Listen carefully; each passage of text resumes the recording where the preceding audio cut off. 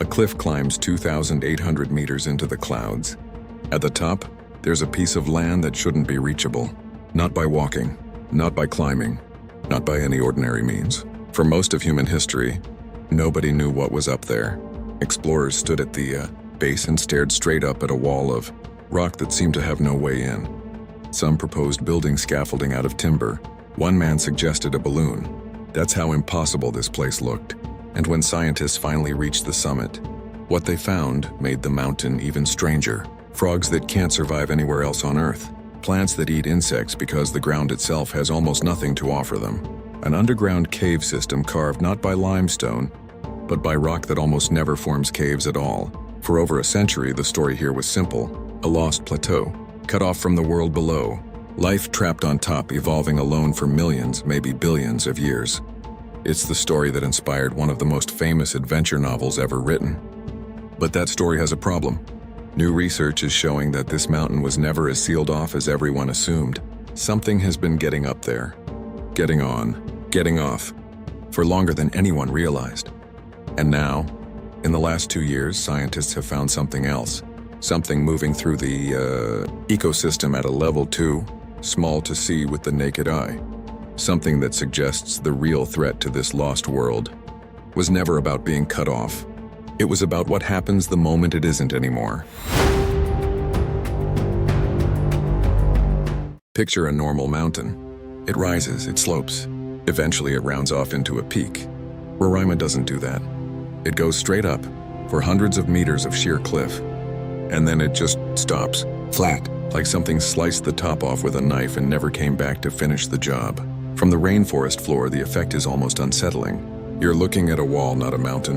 A wall with a floating plateau balanced on top of it, usually wrapped in clouds so you can't even confirm what's up there. This is a Tapuya Table Mountain, unique to a small corner of South America called the Guiana Highlands. And Roraima isn't just any tepui. It sits at almost exactly 5 degrees 12 minutes north, 60 degrees 44 minutes west, a coordinate that places it at the meeting point of 3 countries: Venezuela, Guyana, and Brazil. The international border runs directly across its summit, converging at a single marked tri-point. Stand in the right spot up there and you could, in theory, step between 3 nations without moving more than a few feet. The summit itself covers roughly 35 square kilometers. Picture a square just under 6 kilometers on each side except Roraima's summit isn't a neat square at all.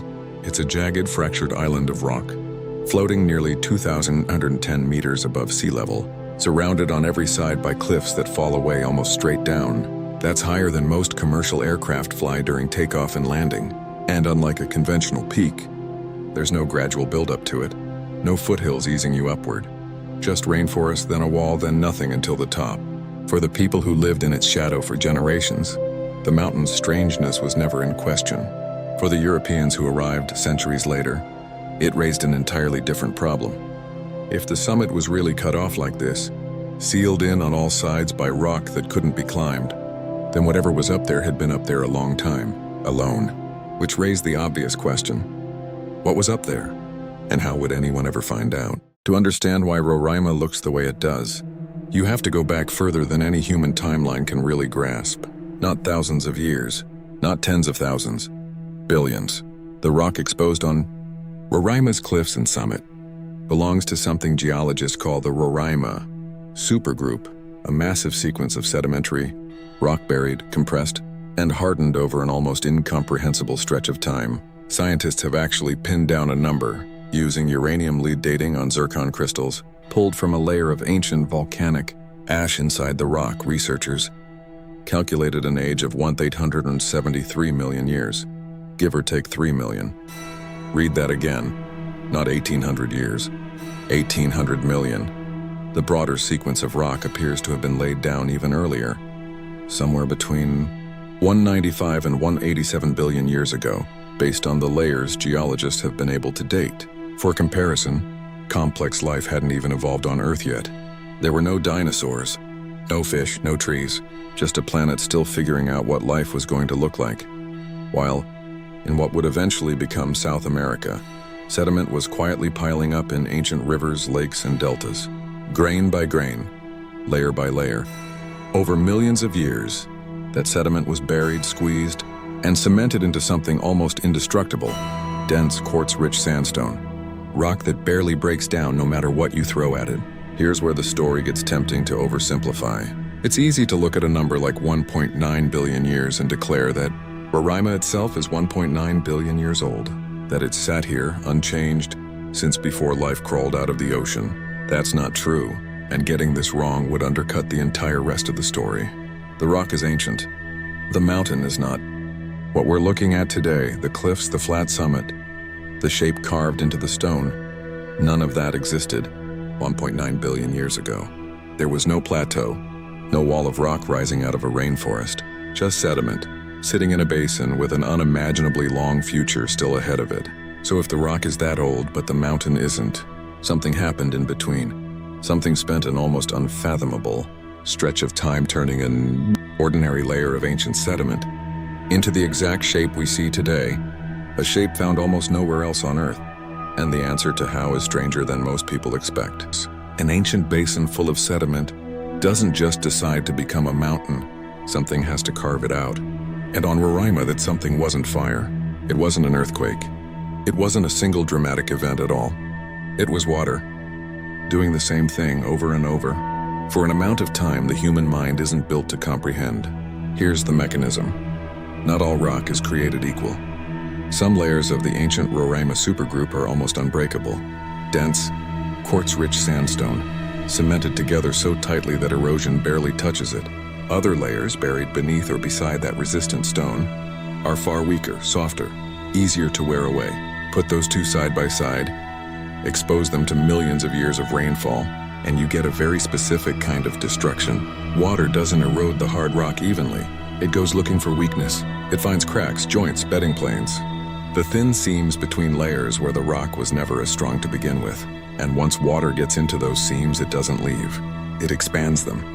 Grain by grain, the weaker rock dissolves and washes away, while the resistant sandstone above it is left standing, increasingly unsupported, increasingly overhung, undercut. Eventually, gravity finishes what water started. Blocks of stone, some the size of houses, break loose and fall. The edge of the plateau doesn't erode downward, the way a normal hillside would. It retreats backward. Do that continuously, for a timescale measured not in centuries but in geological ages, and you don't get a slope. You get a wall, nearly vertical, hundreds of meters tall, ringing the entire summit like a fortress that built itself. And the flat-top scientists were so fascinated by? That's not an accident either.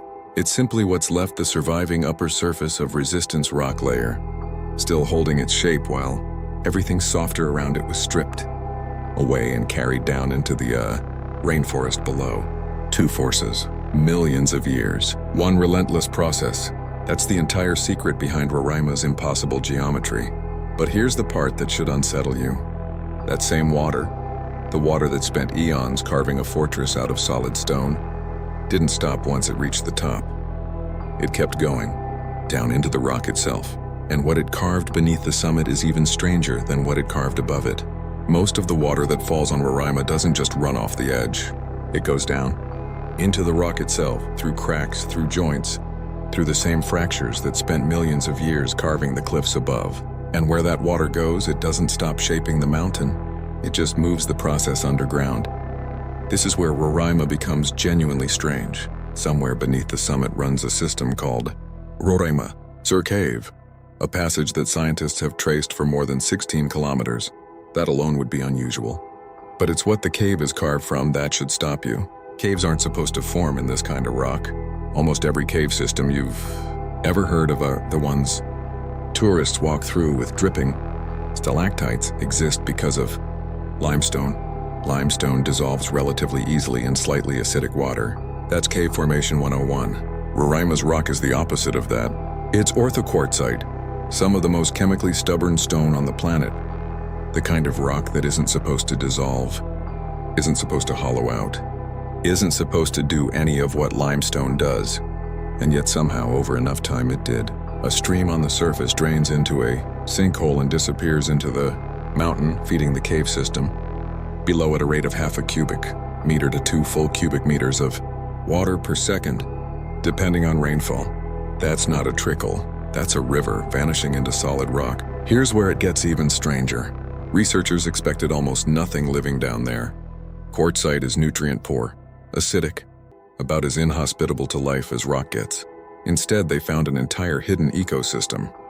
At the deeper sampling points inside the cave, somewhere between 82 and 84% of the bacteria belong to one specific, unusual group, organisms called Catodonobacterales, distant relatives of a much larger bacterial family. Alongside them, archaea from a lineage typically associated with acidic, extreme environments, a cave that shouldn't exist, sustaining life that shouldn't be there either. And the same water responsible for all of it doesn't just disappear underground and stay there. Eventually it reemerges at the edge of the plateau, hundreds of meters up, falling straight off the cliff as a waterfall. From below, it can look like the water is simply appearing out of nowhere, conjured from the rock itself. It isn't magic. It's a mountain with a plumbing system nobody expected, one that connects the surface, the interior, and the outside world in ways scientists are still mapping. Up on the exposed summit, that same water shapes everything else too. The climate up there is almost nothing, like the rainforest just a few hundred meters below. Average temperatures hover around 8 to 12 degrees Celsius. Recorded lows dip to near freezing, 1, maybe 2 degrees. And yet, despite the altitude, despite the cold, scientific literature notes something researchers didn't expect either. Frost has never actually been documented up there. The air is simply too saturated with moisture, somewhere around 2,500 to 3,000 millimeters of rain a year. At the higher elevations, wondering for temperatures to ever quite cross that line.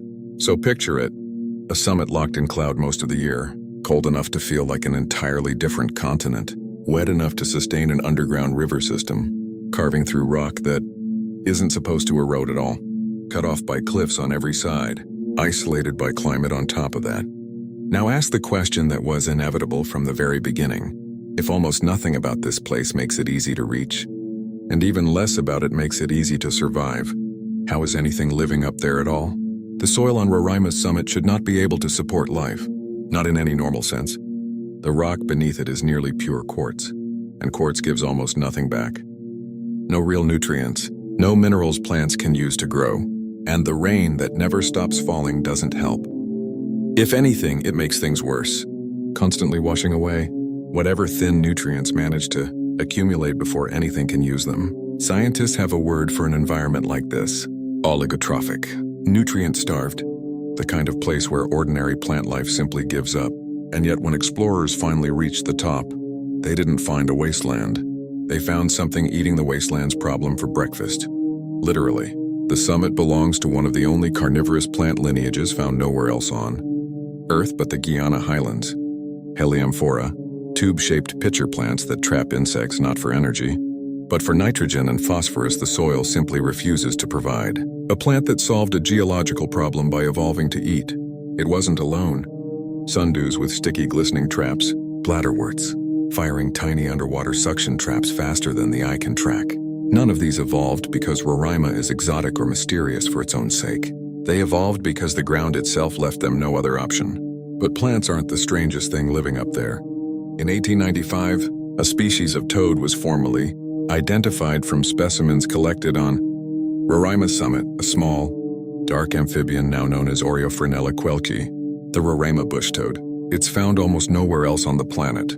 Almost. Researchers have also recorded it on a neighboring tepui called Wayasipu, which means the popular story you'll find online, the one insisting this toad exists on Roraima and nowhere else in the entire universe, isn't quite accurate. It's close to being Roraima's alone. Not entirely. And that small correction matters more than it sounds like it should. Because for over a century, the assumption about all of Roraima's strange life was the same. These creatures got trapped up here millions, maybe over 1 billion years ago, and evolved in near total silence ever since.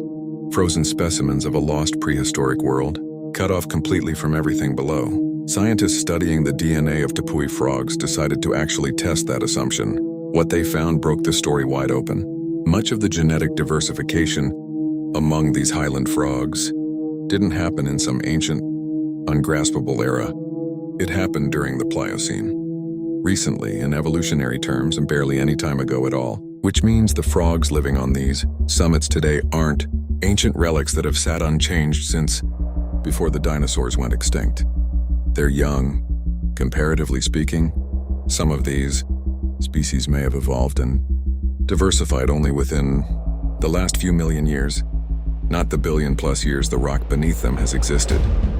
So here's the contradiction the researchers were suddenly facing. The stone is almost 2 billion years old. The life sitting on top of it might be almost embarrassingly recent by comparison, which raises a question that should have been obvious from the beginning, but somehow wasn't. If this summit has been sealed off since prehistory, cliffs on every side, no gradual slope, no obvious way up, how did anything get up there recently enough to still be evolving now? Something had to be getting past the cliffs. Something still is. And once scientists started asking what, the entire idea of Roraima as a sealed, forgotten world quietly began to fall apart. Birds don't need a natural ramp. Neither does wind. A spore can ride an air current. A seed can cross the cliffs on a feather. That was the answer scientists eventually reached. Roraima's cliffs were a wall to a toad. To a bird, they were barely an obstacle. The barrier was never absolute. It was selective. A flightless insect could become trapped on the summit. A wind-dispersed seed could reach another tepoi dozens of kilometers away. Life didn't arrive in one ancient event. It arrived through millions of small crossings. A bird lands, a spore drifts in, something survives, something doesn't. Isolation, with the door left slightly open. But humans crossed that door long before European explorers ever arrived. For generations, Roraima was already part of the living traditions of indigenous peoples, including the Pem, along with related groups such as the Makushi, Taurapang, and Akawayo. This was never an empty, undiscovered mountain. It was named, understood, and woven into stories about water, landscapes, and the beings who shaped them. One important figure is Makunirma, whose story appears in different forms across communities. There is no single version. But some traditions describe Roraima as roughly the mother of all waters, a striking description for a mountain that feeds rivers across the surrounding region. The meaning is cultural, the geography is scientific, but both recognize the same fundamental truth. Roraima controls water far beyond its summit. Then in the 1830s, European explorers entered the region. Brothers Robert and Richard Schomburgk surveyed Roraima for British colonial interests. They never reached the summit, but Robert Schomburgk studied the cliffs and described them as nearly vertical, effectively impossible to climb by conventional means. That challenge remained unanswered for decades. People proposed timber scaffolding, even balloons. Neither worked. Then ornithologist Henry Whiteley suggested a simpler possibility. Perhaps the summit didn't need to be climbed directly. Maybe somewhere in the cliff system was a weakness, a slope, a route around the wall. He was right. In December 1884, British explorer Everard Im Thurn, accompanied by Harry Perkins and assisted by local guides, set out to find it. The expedition pushed through dense vegetation, loose rock and streams running down the slopes. Cloud repeatedly swallowed the landscape. Progress was exhausting. Then on December 18, 1884, they reached the summit. After weeks of fighting through terrain European explorers had considered nearly impossible, they finally stood above the cliffs. But the real discovery was still ahead, because what they found on top didn't resemble the rainforest below. It didn't look like anything they expected. It looked like another world. The summit didn't look like a mountaintop. It looked like another world. After weeks fighting through rainforest, Im Thurn and Perkins found something completely different. Open rock, shallow pools, low ferns and orchids, and sandstone formations that looked almost architectural. Towers, corridors, and walls carved by erosion. One formation projected from the plateau like the bow of a ship. They called it La Proa, the bow. Elsewhere, sunlight reflected from fields of exposed quartz. The Valley of Crystals. Not a cave filled with gemstones, as later legends suggested. Just raw quartz. Exposed after nearly 2 billion years of erosion removed everything around it. And everywhere, clouds. They could swallow the summit within minutes, then disappear just as quickly. When the expedition's specimens were examined in Britain, the discoveries were extraordinary. 3 new genera, 53 species never before recorded by Western science. Roraima wasn't simply climbable, It was a scientific laboratory no one had reached before, and that reputation soon escaped the scientific world. In 1912, Arthur Conan Doyle published The Lost World, a novel about an isolated South American plateau where prehistoric creatures had supposedly survived behind enormous cliffs. The resemblance to Roraima was obvious. A remote sandstone tepui, vertical walls, a summit that had resisted exploration for decades. But the popular story has one problem. There is no direct evidence that Doyle ever identified Roraima as his exact model. Other influences have been suggested, including explorer Percy Fawcett and photographs of another South American plateau. The truth may be simpler. Roraima represented an idea, an isolated world above the clouds hiding things science had not yet discovered. And no, scientists never seriously believed living dinosaurs were waiting on the summit. That part was fiction. The real discoveries were strange enough. Over the following century, botanists, zoologists, and geologists kept returning. They cataloged hundreds of plant species, explored caves, studied the geology, and traced unusual evolutionary histories in animals living on rock billions of years old. Roraima had stopped being an unclimbed mystery. It had become a living laboratory. And eventually, the next wave of explorers wasn't made up of scientists. It was ordinary people. The climb that once seemed almost impossible is now a regular trek. Guided, scheduled, crowded. Study estimated that at least 3,000 people reached Roraima's summit in 2024. The researchers noted that the figure came from personal communication, not an official visitor census. But the scale is clear. Thousands of people now cross a landscape that once took explorers decades to reach. Then came a discovery that changed what isolation really means. A study published in ISME, Communications in 2025 compared two sites on the summit. One was heavily trafficked, the trail leading to the natural pools known as the jacuzzis. The other had no established trail and no evidence of human disturbance. Researchers sampled the soil, the skin and waste of the Roraima bush toad, Oreophrynella quelchi, and examined its microbial communities. The results were invisible to the eye. Soil microbial functional diversity was 59% lower at the disturbed site. The toad's skin microbiome was 21% lower. Its fecal microbiome was 14% lower. The rock looked the same. The pools still looked clear, but underneath the ecosystem had changed. Researchers also detected Batrachochytrium dendrobatitis, or BD, a fungal pathogen linked to amphibian declines worldwide. The study did not prove tourism caused an outbreak. It identified an association and a potential pathway requiring further investigation. The researchers also raised concerns about sanitation. Tourists are required to use sanitation facilities, but enforcement is less consistent for porters and guides, and limited infrastructure can lead to waste being left behind.